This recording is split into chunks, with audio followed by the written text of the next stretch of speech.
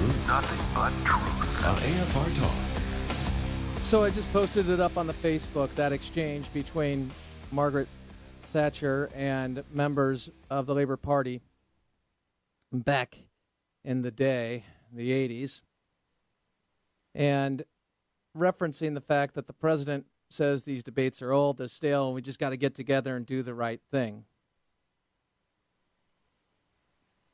Some have objected to the terms I've used to describe people that have voted for President Obama because of his race,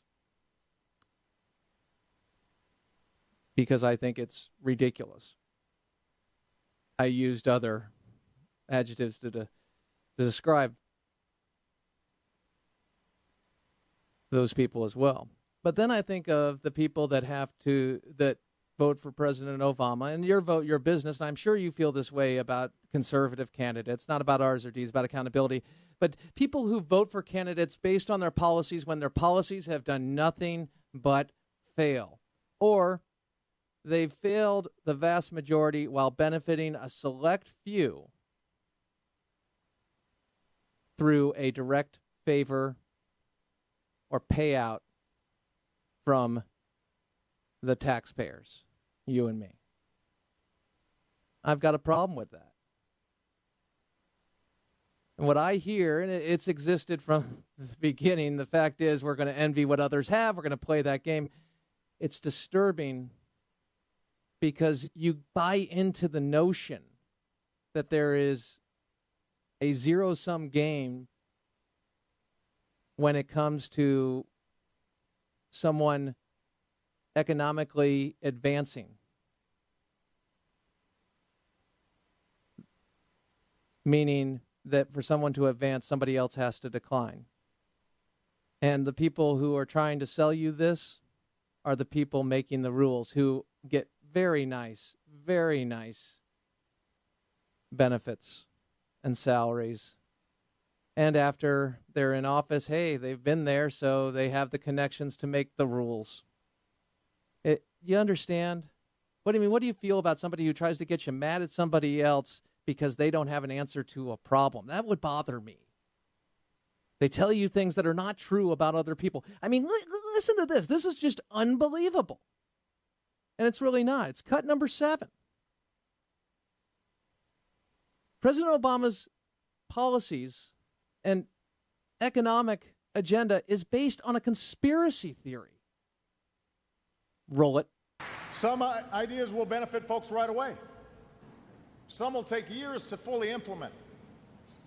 But the key is to break through the tendency in Washington to just bounce from crisis to crisis. What we need is not a 3-month plan or even a 3-year plan. We need a long-term American strategy based on steady, persistent effort to reverse the forces that have conspired against the middle class for decades. That has to be our project. To resist the forces that have conspired against the middle class for decades. What are those forces? Were those forces the Community Reinvestment Act and pressure from Congress on banks to make loans that weren't market-wise, with the idea that GSEs would pick up the slack and carry those mortgages and wrap them up in mortgage-backed securities? Was that it? Was it to distort things, distort the market for political gain? Tell me, what are the forces? Quantitative easing that distorts investment? QE forever, as Dan the Mancilio would say? And when you provide the truth, what happens? Let's go to cut 13. I want to pick this up from yesterday. Sally Kohn, liberal commentator, and Charles Krauthammer. Now, Sally Kohn has said, hey, you know what? Detroit is an example of how austerity doesn't work. Charles Krauthammer says it's the absence of austerity. And Krauthammer continues, but listen to the response and then the conclusion by Bret Baier. Roll it. I think the reason that the administration is hesitant to even talk about a bailout is understands that Detroit is a precedent. The minute you step into a bailout in Detroit, you're going to get every city in the country lining up with a tin cup. And that's why I think even this administration is going to hold back from doing this. I'm not saying that we need to bail out Detroit. I'm not saying that that's the right answer. But look, we have to know that the problems in Detroit are deeper than any party. And I put the blame at Obama, too, for embracing these austerity politics. But, you know, in the 60s, 56% of jobs in the Detroit area were in the city.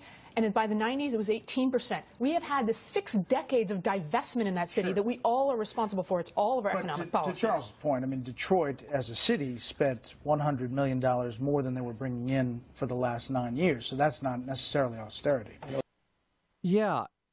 Introducing a little thing called the record and facts, and then people bring up race, and we talk about a black nationalist as mayor for 20 years. If you introduce the facts, if you introduce context, what happens? The leftist argument falls apart. And that's not a shot at leftists, because I know a lot of people who are liberal and they think they're doing the right thing. So how do we disabuse them of the notion that these policies work and are effective? We tell them the truth. But what oftentimes happens is 1 or 2 facts into it, we've got to go to smoke and mirrors, go to attacks, and make some outrageous statement, move the goalposts. And it's unfortunate because problems are not solved. And the reason they're not solved by the left is they can't do it. And that transcends economic policy, foreign policy. I mean, think about what is the basis for American foreign policy? What do they believe? Do they believe America has been the greatest force for freedom in the world? That we are the great liberator? Or do they believe we're the imperialist empire builder? And we should apologize for being a superpower.